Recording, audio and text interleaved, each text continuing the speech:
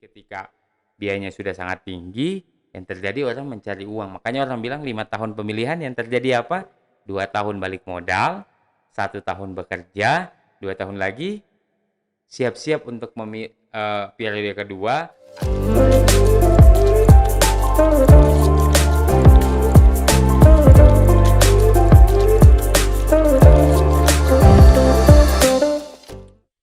Hai guys, assalamualaikum warahmatullahi wabarakatuh.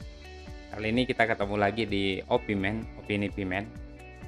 Dan nanti saya akan bahas tentang pendapat-pendapat saya mengenai apa yang terjadi di sekitar saya dengan pengetahuan dan pengalaman yang sudah saya dapat di masa lalu gitu.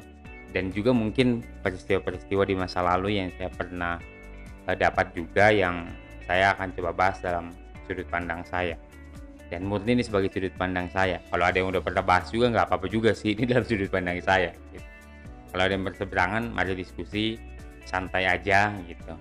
Nah, apa yang saya mau bahas kali ini? Saya mau bahas kali ini adalah ongkos keterpilihan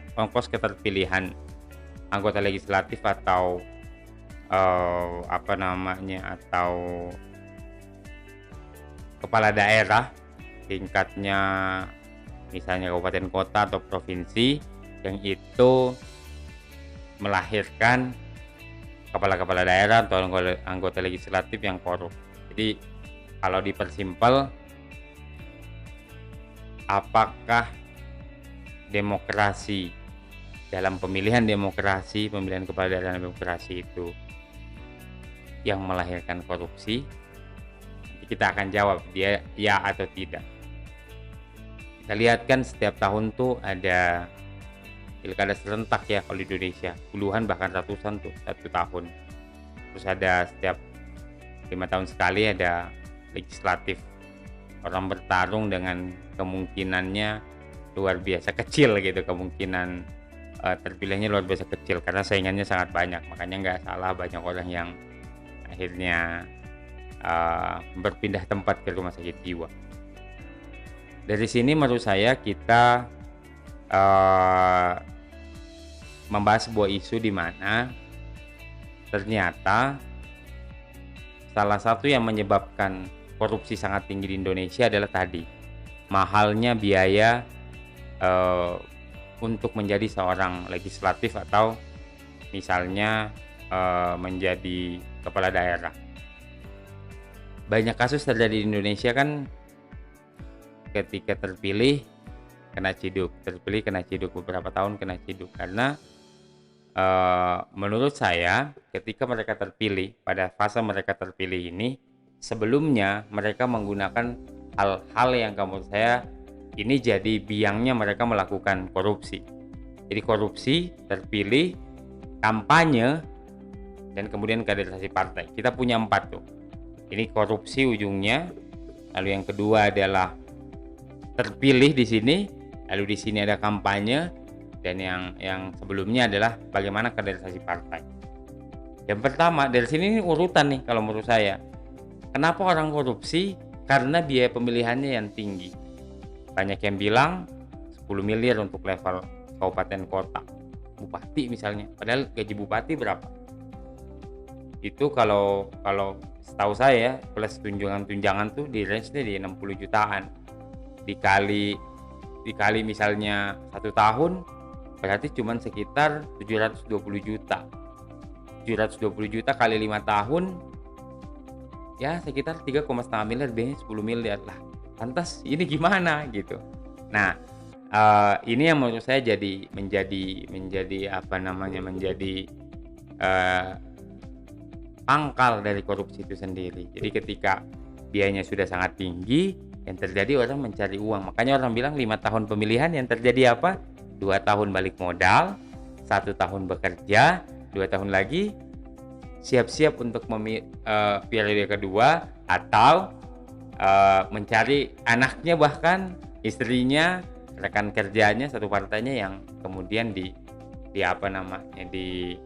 diturunkan politik dinasti gitu. Nah, dari sini kalau saya bisa bilang dari tadi itu korupsi lalu kemudian keterpilihan yang mahal, ini menurut saya lah yang kemudian menjadi di proses pemilihan ini. Jadi orang ini di proses pemilihan ini kemudian mengeluarkan biaya sangat mahal. Karena kenapa orang tuh kalau pemilu ngeluarin banyak-banyak banget untuk kampanye, karena sebenarnya mereka nggak terkenal sebagai orang yang berkarya menurut saya.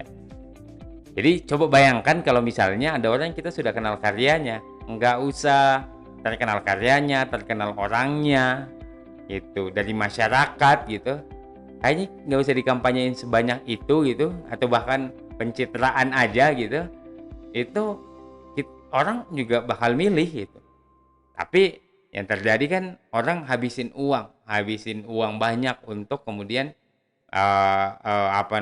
untuk kemudian dipilih. Atau bahkan kan ada praktek yang serangan fajar subuh sebelum pemilu, wah ada yang ketok-ketok atau nargetin lumbung suara dan sebagainya, karena mereka emang nggak terkenal.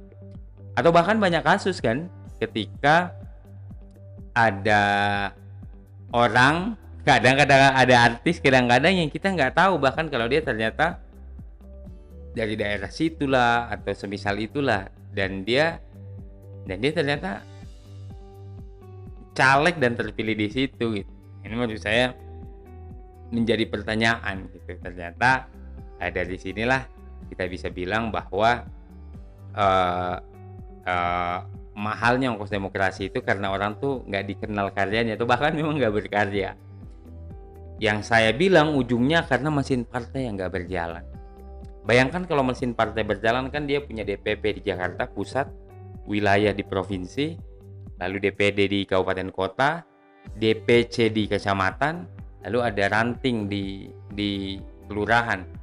Jikalah kita mencari pemimpin pusat, sebetulnya kan gampang, kumpulin orang-orang DPW yang terbaik. Kalau kita mencari orang provinsi, gubernur, kumpulin orang yang DPW, DPD yang terbaik. Kumpulin orang DPW yang DPC yang terbaik sampai ranting yang terbaik. Artinya sebetulnya orang-orang ini yang kemudian berasal dari masyarakat. Polanya dibalik, misalnya mereka dari bawah, dari mereka levelnya ranting kelurahan, mereka udah berkarya, sehingga orang yang dipilih di kecamatan, di DPC itu adalah orang yang dipilih sama rakyatnya di ranting. Nanti di kecamatan yang dipilih, kabupaten kota itu yang dipilih oleh rakyatnya di skupnya di kecamatan gitu. Jadi ketika levelingnya, kaderisasinya jalan, itu yang terjadi. Jadi orang nggak perlu ada ongkos semahal itu, sebanyak itu untuk kemudian mereka mereka itu bisa masuk gitu untuk jadi kepala daerah maupun apalagi legislatif gitu. Nah itu yang menurut saya menjadi pemikiran bahwa gagalnya kaderisasi partai yang terjadi di negeri ini menyebabkan bagaimana kita melihat korupsi merajalela. Karena untuk terpilih orang-orang harus mengeluarkan uang yang begitu banyak, yang ujungnya ya mereka harus memberi makan investor yang telah memberinya investasi. Itu menurut saya menjadi catatan bahwa ini jadi akar masalah, salah satu akar masalah yang kalau tidak diberantas, tidak segera diselesaikan, sampai kapanpun akan terus begitu gitu.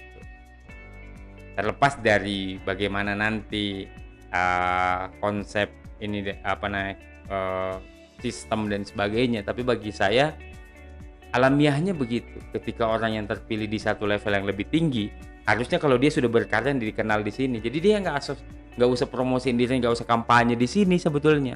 Untuk naik ke level yang kedua itu tinggal orang tuh yang mendorong gitu. Pak, Bapak aja. Siapa nih yang akan kita pilih? Bapak aja gitu. Jadi nggak usah ngomong, nggak usah kampanye keluar di mana, karena orang-orang sudah kenal. Nah, inilah yang jadi pemikiran saya, kita juga, bahwa pemimpin itu berasal dari yang terkecil membesar sehingga dia dipilih sampai level yang tertinggi, level negara misalnya. Dan itu tugas dari partai politik. Mungkin juga nanti ada irisan dengan ormas, dengan masjid, dengan Karang Taruna, dengan hal-hal semisalnya.